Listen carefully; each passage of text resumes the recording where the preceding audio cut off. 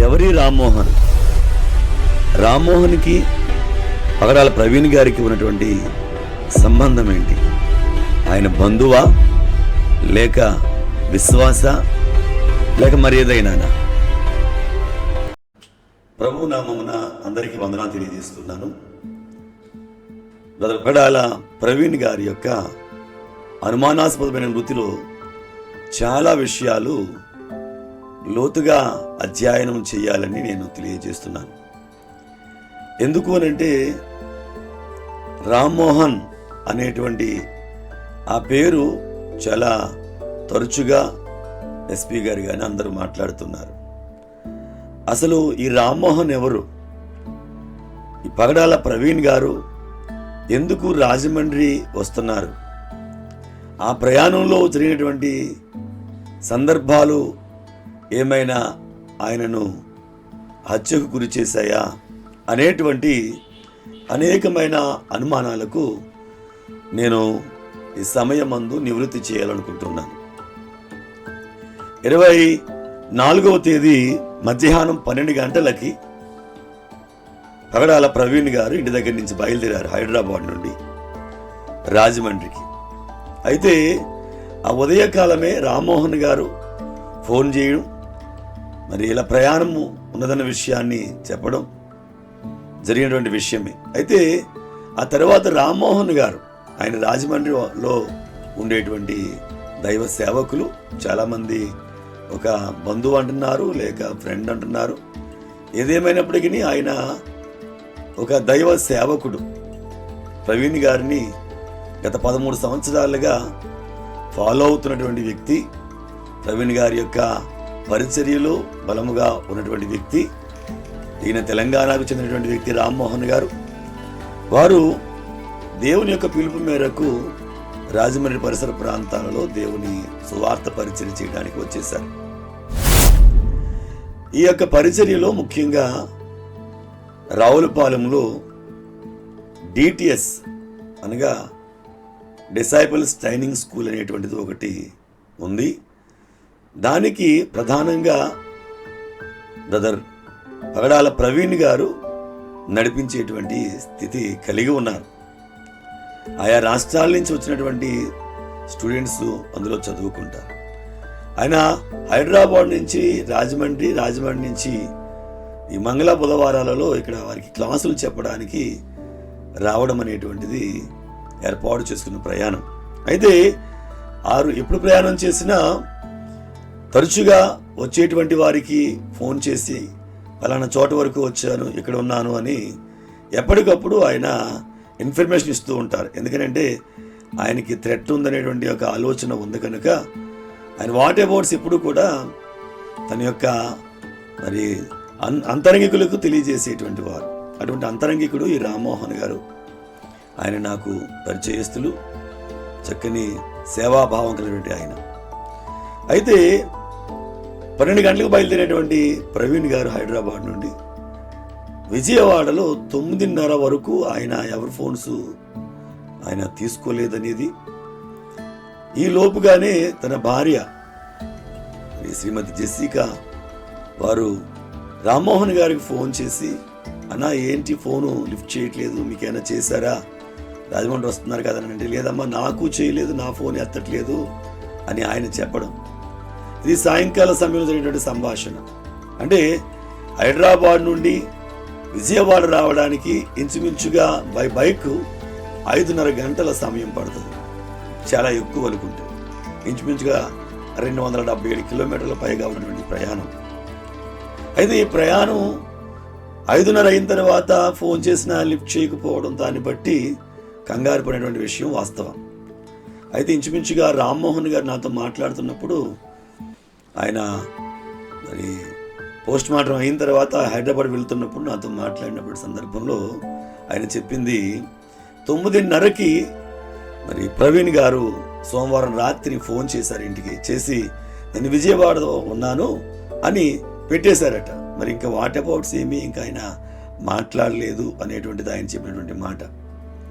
అయితే 5:30కి విజయవాడ చేరవలసిన ఆయన 9:30కి విజయవాడలో ఉన్నాను అనడంలో అక్కడెక్కడైనా ఆగారా, లేక అప్పటికే ఆయన ఈ యొక్క చంపడానికి ప్రయత్నించినటువంటి వారి యొక్క చేతుల్లోకి వెళ్ళిపోయి, అనగా చంపాలనుకున్నారో లేకపోతే బెదిరించి వదిలేయాలనుకున్నారో తెలియదు, కానీ ఒకవేళ బెదిరించి వదిలేసినటువంటి సందర్భంలో ఆయన అక్కడి నుంచి మరి ఆ హెడ్ ల్యాంప్ పగిలిపోయినటువంటి రీతిలో ప్రాణభయంతో ఆయన వెళ్తున్నారేమన్నట్లుగా సీసీ ఫుటేజ్లో ఉంది కనుక 9:30కి ఆయన కాల్ చేసినటువంటి ఆ కాలు ఏ సెల్ టవర్ నుంచి వచ్చింది, విజయవాడ నుంచి వెళ్ళిందా ఇంటికి, లేక మరి ఎక్కడి నుంచి అయినా వెళ్ళిందా అనేది మొట్టమొదటిగా మీరు ఈ ఫోన్ కాల్ మీద సెల్ టవర్స్ ఎక్కడి నుంచి అవి క్యాచ్ చేశాయి అనే దాని మీద పోలీసులు సరైనటువంటి ఎంక్వైరీ చేయగలిగితే చాలా వరకు ఆ విషయాలు రాబట్టవచ్చు అనేటువంటిది నా ఉద్దేశం. అయితే 9:30 తర్వాత ఫోన్ చేసి మరి అక్కడి నుంచి వారు ఇక ఫోన్లు చేయలేదనే సంగతి అర్థమవుతుంది. అయితే బండికి ఉన్నటువంటి హెడ్ ల్యాంప్ పగిలినట్లుగా మనకు చూస్తున్నాం కొవ్వూరు దగ్గర ఉన్నటువంటి. అయితే దానికి ముందు అనంతపల్లి అంటారు, కానీ అది వీరవల్లి టోల్ గేట్ దగ్గర ఆయన యొక్క బండి స్థితి ఎలా ఉందో. అలాగే ఇంకా హైదరాబాద్ నుంచి రాజమండ్రి వరకు ఇంచుమించు ఒక 6-7 టోల్ గేట్లు ఉన్నాయి. వీటన్నింటి దగ్గర ఆయన యొక్క మరి బండి నడిపే విధానం కానీ, లేక బండికి ఉన్నటువంటి ఏమైనా ప్రాబ్లమ్స్ కానీ, ఏమైనా దెబ్బలు తిన్నట్టున్నట్లు కానీ ఏమైనా ఉంటాయేమో అవి కూడా మరి ఈ సీసీ ఫుటేజ్ ద్వారా తెలుసుకుంటే చాలా మంచిది అనేటువంటిది నా ఉద్దేశం. అయితే ఈ రామ్మోహన్ గారు ఆ రాత్రి ఫోన్ చేసినా ఆయన లిఫ్ట్ చేయలేదు, తర్వాత స్విచ్ ఆఫ్, ఇలాగా ఇబ్బందిగా ఉందని. ఉదయకాలంలో దొరికిన తర్వాత ఆయన చనిపోయినటువంటి ఆ ప్రదేశంలోనికి వెళ్ళినప్పుడు దొరికినటువంటి ఆ ఫోనులో రామ్మోహన్ గారి యొక్క నెంబర్ లాస్ట్గా, అంటే ప్రవీణ్ గారు ఫోన్ చేసినటువంటి ఫోన్ కాల్ కాదు అది, తమ్ముడు రామ్మోహన్ గారే ప్రవీణ్ గారికి ఫోన్ చేసినటువంటి ఆ యొక్క సందర్భంలో ఆయన ఫోన్ ఎత్తకపోవడం జరిగింది. కనుక ఆ లాస్ట్ కాలు రామ్మోహన్ గారు చేశారు, కానీ రామ్మోహన్ గారికి చేసినప్పుడు వారు అక్కడికి వెళ్ళేసరికి అక్కడ ఆయన శరీరం మీద, బాడీ మీద ఈ బుల్లెట్ను పండుకోబెట్టినట్లుగా ఉండడం అనేటువంటిది చాలా అనుమానాస్పదమైనటువంటి విషయంగా కనిపిస్తుంది. నేను ఆ యొక్క ప్రదేశానికి వెళ్ళినటువంటి సందర్భంలో ఆ ప్రక్కగా చూస్తే రాళ్ళు ఉన్నాయి, కంకర రాళ్ళు, అందులోంచి కింద పడినట్లుగా వాళ్ళు చెప్పినట్లయితే కనుక, ఎవరైనా ఇది యాక్సిడెంట్ అన్నట్లయితే కనుక అది గట్టిగా ఒక 4 అడుగుల లోతు కూడా ఉండదు, అది పెద్దది లోతైన విషయం కాదు.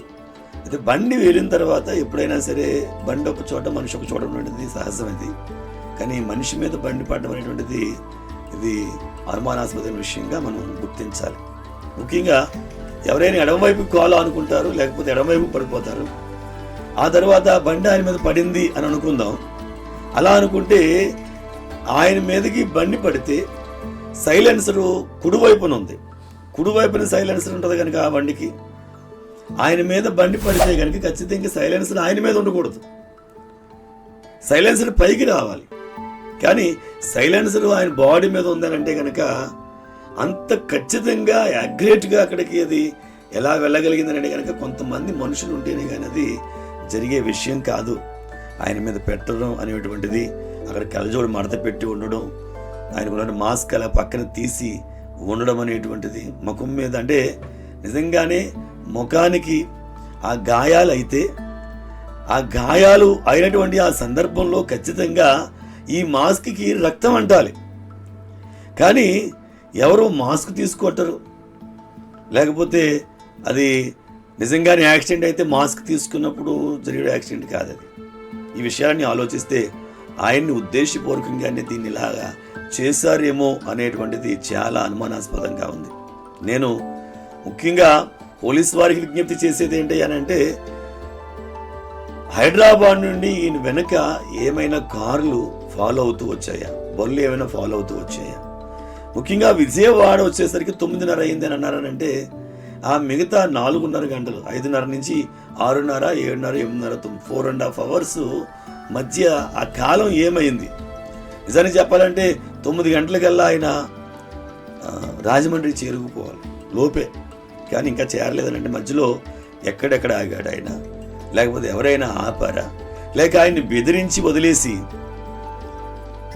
మరలా ఎక్కడ బయట పెడతాడో ఇతను అనేటువంటి ఉద్దేశంతో మరలా వెనకాల వెంటాడి కారుతో గుద్ది పడిపోయిన తర్వాత ఆయన్ని మర్డర్ చేశారా, లేక చాలా ఇబ్బందికరమైన రీతిలో ఆయన్ని కొట్టి పడేశారా, ఆ బండి యాక్సిడెంట్గా చిత్రీకరించి పెట్టారా? ఎందుకంటే ఆ స్పాట్లో చూస్తుంటే పక్కనే ఒక పెద్ద మరి రాళ్ళు లాంటి పెద్ద పెద్ద ఏమీ కనిపించేవి అక్కడ ఏమీ లేవు, చిన్న చిన్నవి.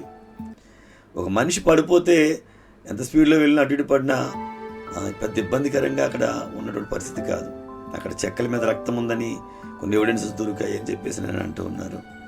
నేను అడిగేది ఏంటంటే ఆ నయారా బంకు ఎదురుగా జరిగింది కనుక ముందుగానే అక్కడ కొంతమంది ఇంకొక బ్యాచ్ ఉందా, విజయవాడ నుంచి మధ్యలో కొన్ని బ్యాచ్లు ఏర్పాటు చేసుకుని ఒక చోట మిస్ అయితే ఇంకొక చోట మిస్ అయితే ఇంకొక చోట అన్నట్లుగా బ్యాచ్లుగా విడిపోయి ఆయన మీద హత్యాయత్నం చేశారా? ముందు వారి దగ్గర నుంచి తప్పించుకున్నాడా? ఆయన బండి మీద వస్తుందంటే మరి ఆయన ముఖం మీదకైనా రాయి విసిరారా, లేకపోతే కర్ర విసిరారా? ఆ కొవ్వూరు టోల్గేట్ దగ్గర ఉన్నటువంటి ఆ సీసీ ఫుటేజ్ చూస్తుంటే ఆయన కాల్తో దాన్ని ఇలా అనుకుంటూ వెళ్తున్నట్లుగా ఉంది. అప్పటికే అటాక్ జరిగిందా? ఎందుకంటే బండికి హెడ్ ల్యాంప్ లేదు కనుక రైట్ సైడ్ సిగ్నల్ వేసుకుని ఆయన వస్తున్నారు. ఆ కాలు ఆనుకుంటూ వెళ్తూ తర్వాత కొంచెం ఎదురుకు వచ్చాక చిన్న చిన్న స్టాపర్స్ ఉంటే అయ్యా తప్పించుకుంటూ చాలా కంగారుగా వెళ్తున్నట్లుగా కనిపించింది ఇదంతా కూడా. ఆ వెనకాల వెంబడించుకుంటూ వస్తున్నారా వెనకాల ఎవరైనా ఈయన్ని అక్కడ చంపడానికి వస్తున్నారు. ఒకవేళ టోల్గేట్ దగ్గర ఆగినా వాళ్ళందరూ ఉన్నా, ఎంతమంది అక్కడ ఉన్నా ఆ సమయంలో స్టాఫ్ తక్కువ ఉంటుంది కనుక ఈ సమయంలో ఇక్కడ ఆగినా వాళ్ళకి నేను దొరికితాను, అందువల్ల వాళ్ళని చంపేస్తారని భయంతో ఆయన వెళ్ళిపోతున్నట్లుగా కనిపించేటువంటి సీసీ ఫుటేజ్ కనుక ఇవి చాలా కులంకుషంగా పరిశీలన చేయాలని నేను కోరుకుంటున్నాను. మరి ఈ నయారా పెట్రోల్ బంక్ దగ్గర అంతకు ముందు సీసీ ఫుటేజ్ కూడా చూడాలి. ఎవరైనా అనుమానాస్పదంగా అక్కడ సంచరించారా ఏమిటనే విషయం. ఎందుకంటే అక్కడి నుంచి ఈ ప్రవీణ్ గారు ఉన్నటువంటి ఇల్లు హౌసింగ్ బోర్డు కాలనీలో ఈ బండి అందునిమిత్తమే తీసుకొస్తున్నారు. ఎందుకంటే ఏప్రిల్ నెలలో ఎక్కువగా ఇక్కడ ప్రోగ్రామ్స్ ఉన్నాయి.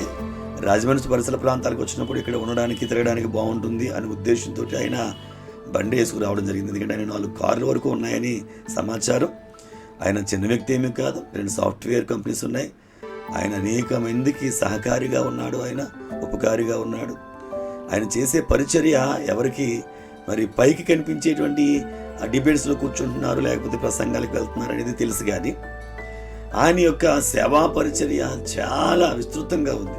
భారతదేశ వ్యాప్తంగా ఆయన సేవా పరిచర్య ఉంది. ముఖ్యంగా సేవా పరిచర్య కంటే కూడా ఆయన ఈ బైబిల్ కాలేజెస్ లాంటివి, డిటిఎస్ లాంటివి ఆయన అనేక చోట్ల అనేక ప్రాంతాల్లో, మారుమూల ప్రాంతాల్లో, కాశ్మీర్ మొదలుకొని కన్యాకుమారి వరకు ఆయా ప్రాంతాల్లో ఆయా గ్రూపుల మధ్య ఆయా జనాంగాల మధ్య ఆయన బైబిల్ స్టడీస్ని ఏర్పాటు చేస్తూ అనేక మంది యవ్వనస్తుల్ని దేవుని వైపుకు ఆయన నడిపిస్తూ ఉన్నారు.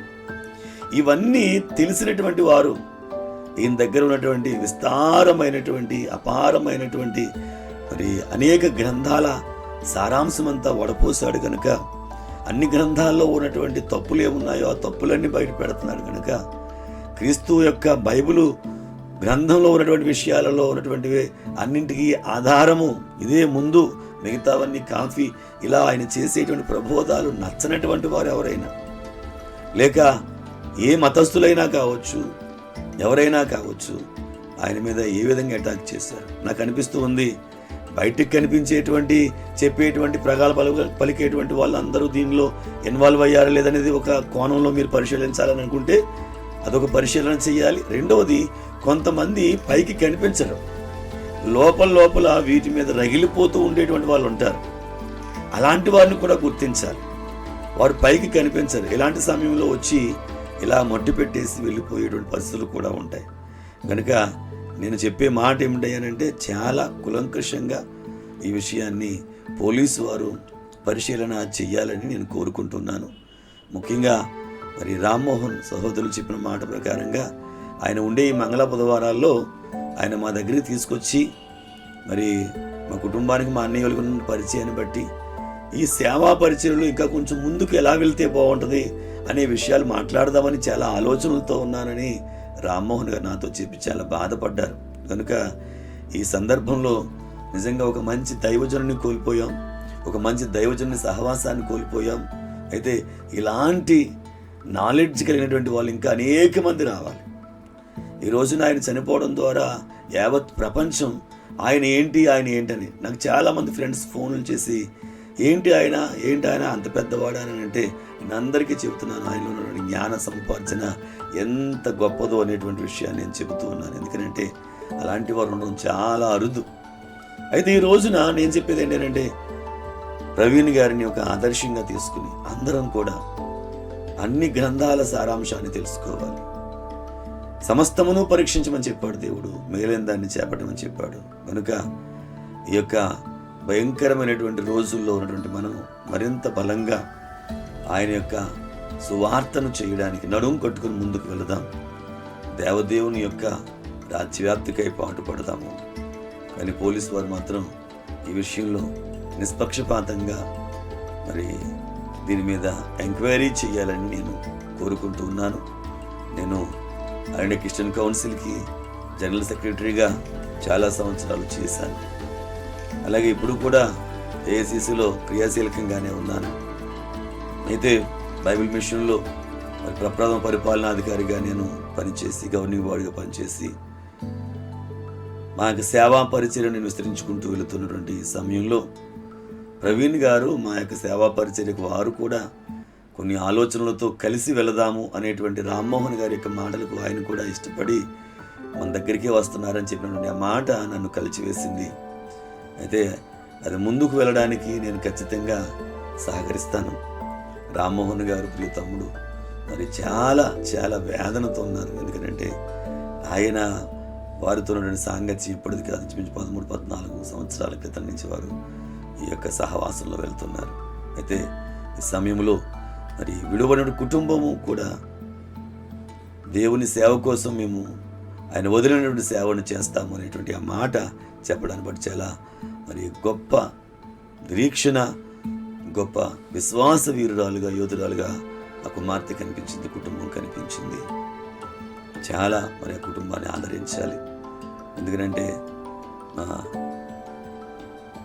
యాంజెల్ ఆత్మిని కుమార్తె పెట్టిన పోస్టింగ్ చూసినప్పుడు ఎలా ఆదరించాలి, ఓదార్చాలి దిశగా వదిన్ని అని వెళితే ఆమె అక్కడికి వెళ్ళినప్పుడు విన్న సమాధానం చాలా మరి మనసును హత్తుకునేలా చేసింది.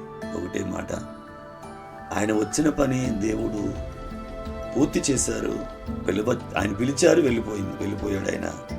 అయితే ఇప్పుడు నేను ఆయన వదిలి వెళ్ళినటువంటి ఆ సేవను నా బిడ్డలు కలిసి ముందుకు తీసుకెళ్తాం, ఇది ఆపేది కాదని చెప్పిందట.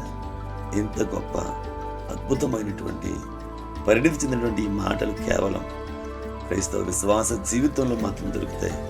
అట్లా కుటుంబాన్ని దేవుడు ఇంకా అది ఆదరించాలని నేను మనస్ఫూర్తిగా కోరుకుంటున్నాను. ఈ విషయంలో అందరూ ఐక్యమత్యంతో, క్రైస్తవులందరూ దీని మీద పోరాటం చేయమని నేను తెలియచేస్తూ, చక్కని మరి పరిచర్య చేసినటువంటి ప్రవీణ్ గారి యొక్క ఆ పరిచర్యలు ఆగిపోకుండా సాగాలని కోరుకుంటున్నాను. అందరికీ మరణం.